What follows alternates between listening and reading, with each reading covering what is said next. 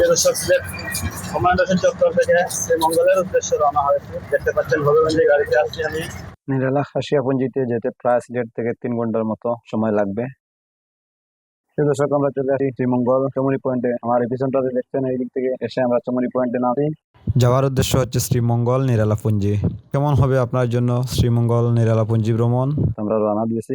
এখান থেকে প্রায় আরো 25 কিলোমিটার হরিণছড়ি হয়ে নিরালা খাসিয়াপুঞ্জি।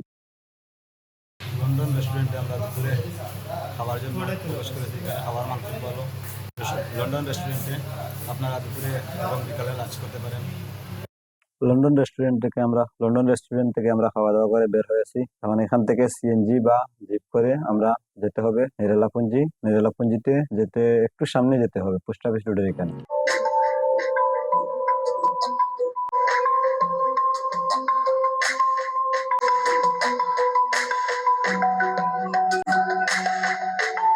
শ্রীমঙ্গল কমনা থেকে আমরা শ্রীমঙ্গল হরিণছড়ি নিরালাপুঞ্জিতে যাওয়ার জন্য সিএনজিতে উঠছি।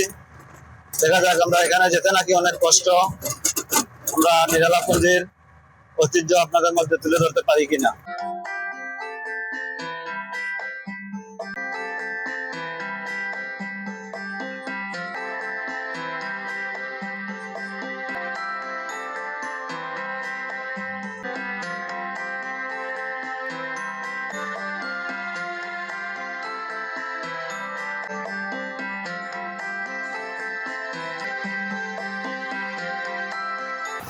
এই পুঞ্জিটার নাম হচ্ছে হাজরি পুঞ্জি।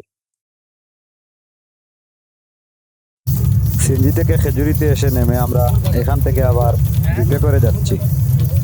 তো প্রিয় দর্শক দেখতে পাচ্ছেন দুই দিকে সংকীর্ণ রাস্তা, ছোট আঁকা বাঁকা রাস্তা, অনেক ছোট রাস্তা, অনেক রিস্কের মধ্যে আসতে হয়, রিস্কের মধ্যে। তো আমরা জিপে যাচ্ছি, তাই দেখতেছেন অনেক উঁচু ডালু রাস্তা। এই রাস্তা দিয়ে মূলত পুঞ্জিতে যেতে হচ্ছে।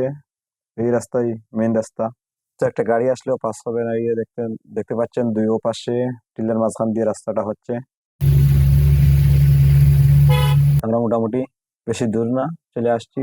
আর নিরালাপুঞ্জি মাত্র 4 কিলোমিটার। তো কিছু জায়গা কাঁচা রাস্তা আছে, তো আমরা নিরালাপুঞ্জিতে এসে পৌঁছাইলাম। তো প্রিয় দর্শক দেখতে পাচ্ছেন আমরা এই মাত্র এসে নিরালা খাসিয়াপুঞ্জিতে নামলাম। এই জিপ গাড়িগুলা নিয়ে রিজার্ভ আসতে হয় এখানে। তো লোকাল গাড়ি এখানে পাওয়া খুব মুশকিল। তো এখানে আশপাশের বাড়িঘরের পরিস্থিতি খুবই সুন্দর, খুবই দেখতে ভালো লাগে। পাহাড়ের চূড়ায় আশপাশে এখানকার স্থানীয় আদিবাসীদের বসবাস, তাদের গড় অন্যরকম এক সুন্দর লাগে। তো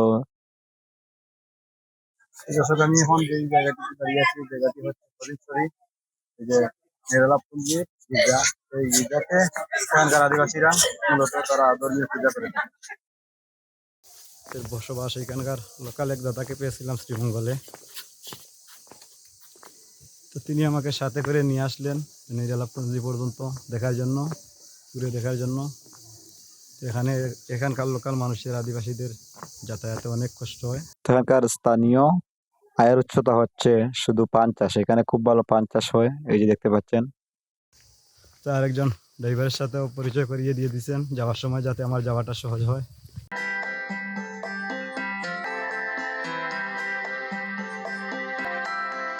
তো আমাদের পিছনে এই যে দেখতে পাচ্ছেন, এটা হচ্ছে প্রাইমারি স্কুল।